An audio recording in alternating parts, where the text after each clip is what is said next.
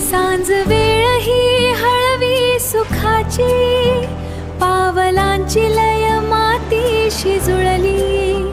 वारा सांगतो नवी गोष्ट कानी, क्षितिजा पल्याड शांतता ही उरली. कोकण वास्तू स्वप्नांचा हा किनारा. कोकण वास्तू स्वप्नांचा किनारा.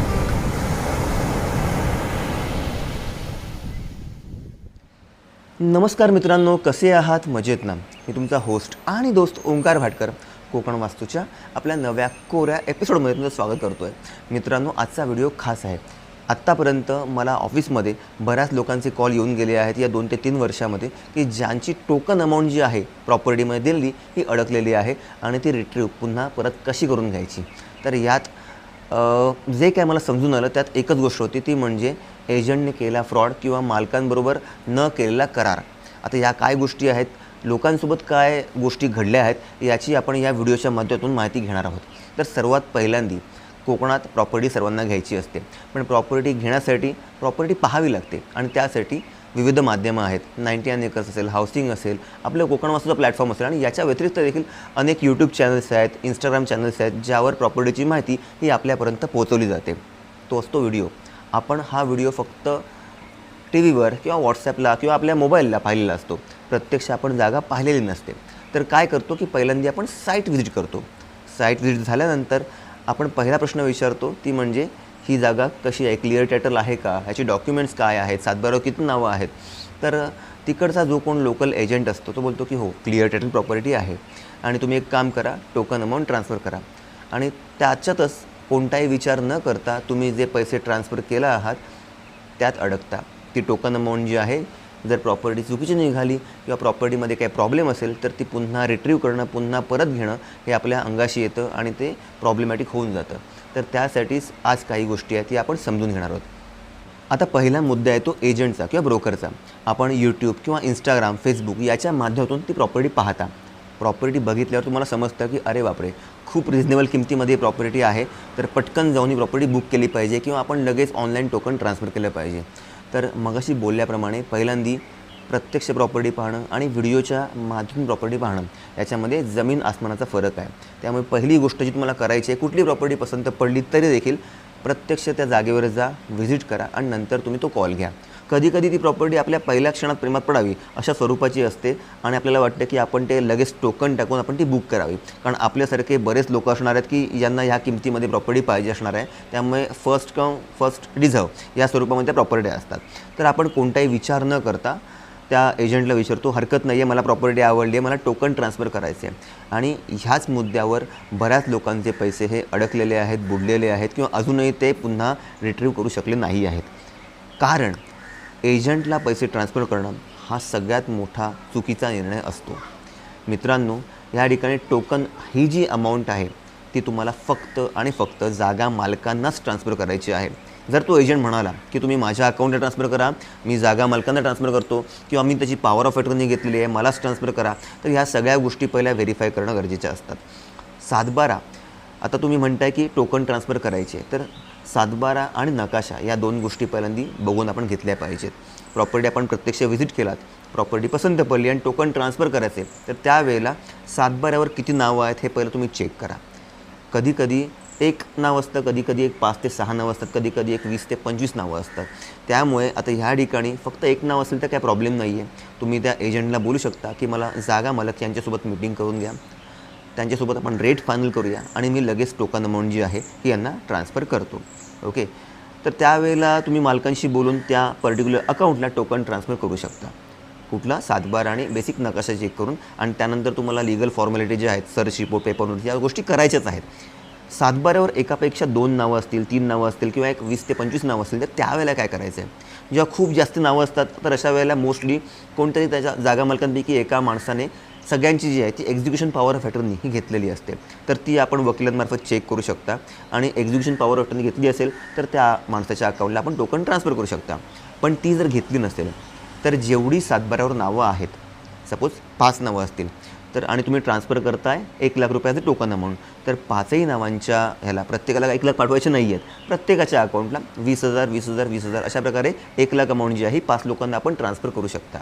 आणि त्यानंतर ही जी टोकन अमाऊंट ट्रान्सफर केला असाल तर त्याचा एक MOU स्वरूपाचा मुद्दा जो आहे तो आपण करू शकता, केलाच पाहिजे. याचं कारण देखील सांगतो. MOUमध्ये कारण अजून तुम्ही प्रॉपर्टी पूर्ण थ्रू नाही केला आहे, प्रॉपर्टी फायनल फक्त केलं आहे, त्याला टोकन ट्रान्सफर करताय. पण ह्याच्यामध्ये एक जो पॉईंट मुद्दा आहे तो म्हणजे आपल्या लीगलचा, सर्च रिपोर्ट आणि पेपर नोटीसचा.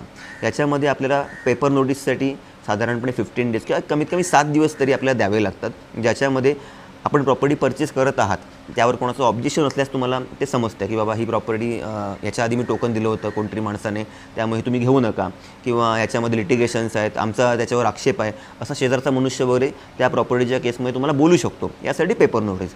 आणि दुसरा महत्त्वाचा मुद्दा तो म्हणजे सर्च रिपोर्ट. साधारणपणे कोकणामध्ये जो सर्च रिपोर्ट काढला जातो एक 30 ते 40 वर्षाचा आपण सर्च काढतो आणि याच्यामध्ये तुम्हाला समजते की प्रॉपर्टी क्लिअर टायटल आहे की नाही, प्रॉपर त्याची जी हिस्ट्री आहे, म्युटेशन जे ट्रान्सफर झालेले आहेत त्या योग्य आहेत की नाही, आणि त्यानंतरच आपण जागेचे व्यवहार करणार आहेत.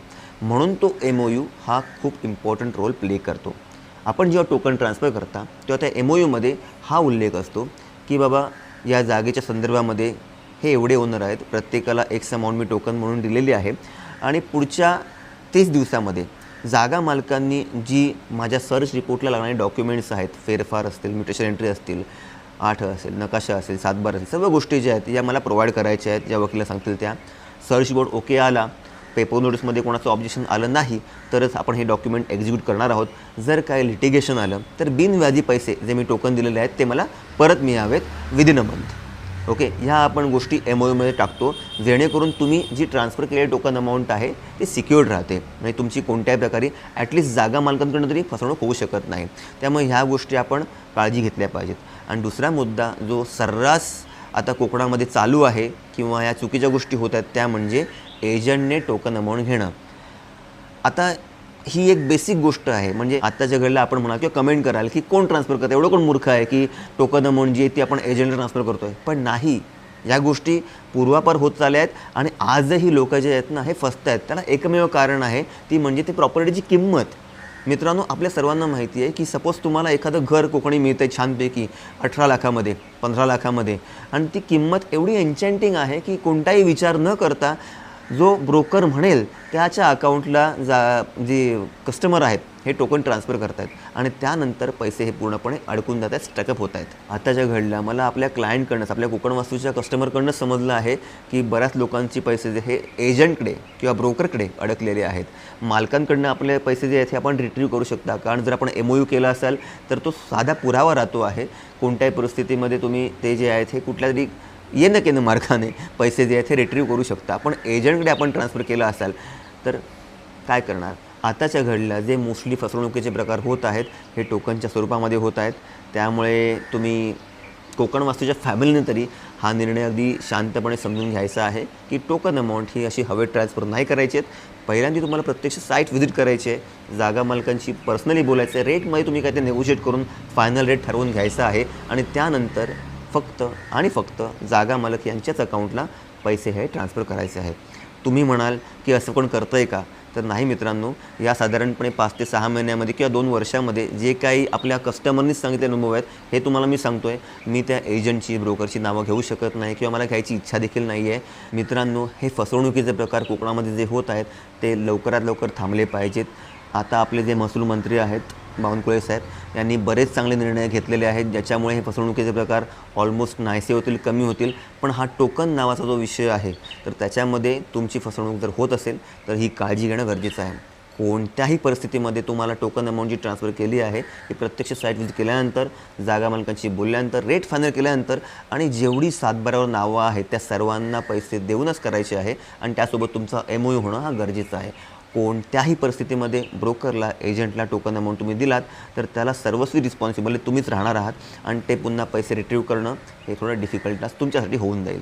त्यामुळे तुमचीच कष्टाचे पैसे आहेत, हार्ड अन मनी आहेत, योग्य त्या प्रकारे निर्णय घ्या आणि कोकणामध्ये आपली हक्काची जागा परचेस करा. आणि आजचा व्हिडिओ संपवण्यापूर्वी मला एक गोष्ट जी अजून एक सांगावीशी वाटते ती म्हणजे आपण जेव्हा व्हिडिओ पाहता 2 लाखामध्ये 1 एकर जागा, 3 लाखामध्ये 1 एकर जागा, तर खरंच त्या जागा ह्या रेटला अवेलेबल आहेत का याची माहिती घेणं खूप गरजेचं आहे. कारण ह्या रेटमुळेच तुम्ही फसता आणि त्यावेळेला जी टोकन अमाऊंट जी आहे ट्रान्सफर केली जाते.